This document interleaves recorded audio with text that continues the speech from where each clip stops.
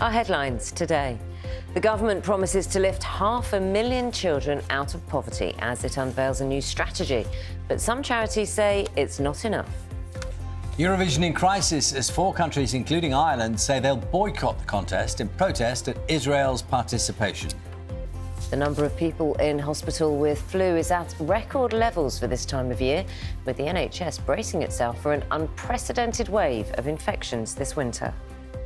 Good morning. 'Tis the season to be merry, or if it's your Christmas work party, 'tis the season for hangovers, headaches and hazy memories. But is the office do changing? I'll be finding out. Welcome to a cold Cumbria and the brilliant Workington Town Rugby League Club, where it's day 5 of Kevin Sinfield's incredible week of ultramarathon challenges taking on motor neurone disease. Join us later. The market town of Skipton, North Yorkshire, has been crowned the happiest place to live in the UK this year. The awards, which were given by the estate agency Rightmove, rates towns based on feedback from the people who live there. The company said Skipton's residents ranked it particularly highly for its access to nature and green spaces and the friendliness of its people. Now, The Times is leading with the story that ministers are prepared to hand over £80 billion of Russian assets frozen in Britain to support Ukraine. The paper also quotes the Foreign Secretary, Yvette Cooper, saying Vladimir Putin poses an active threat to the UK's citizens, security and prosperity. Dawn's blood on his hands. That's headline in the Daily Mirror today after an inquiry found the Russian president to be morally responsible for the death of Dawn Sturgis, who was poisoned by the nerve agent Novichok in Salisbury in 2018. And the lead, Daily Express, is a warning the NHS could face what the paper calls its worst tidal wave of flu as cases reach a winter record. We will have more on that story coming up at 6:30, so in about 15 minutes' time. The paper also, you can see there, featuring a photograph of the England cricketer Joe Root, who scored his first century in Australia at the Ashes.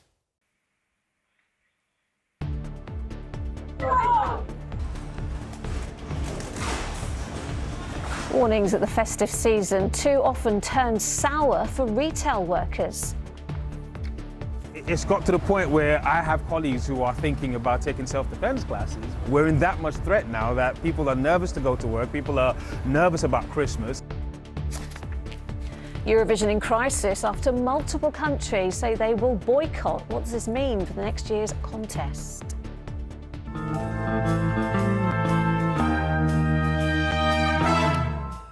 The mystery dinosaur caught purple-handed dumping rubbish in Southend.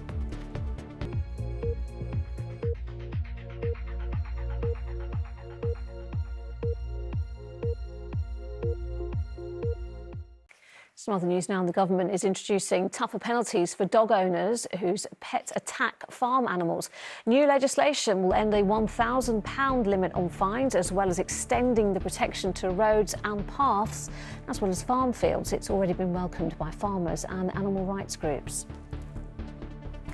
And a quick-thinking lorry driver may have saved the life of this homeless man in Banbury who was sheltering from the cold in a large industrial bin.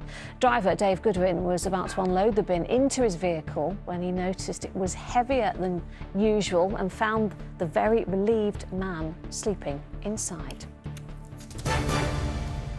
Now, the Princess of Wales is hosting her annual Christmas Carol concert at Westminster Abbey. Princess Catherine arrived at the Abbey earlier.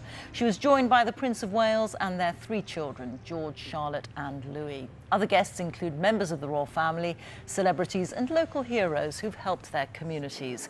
The theme of the service is kindness and showing love to others. It'll be broadcast on Christmas Eve on ITV1.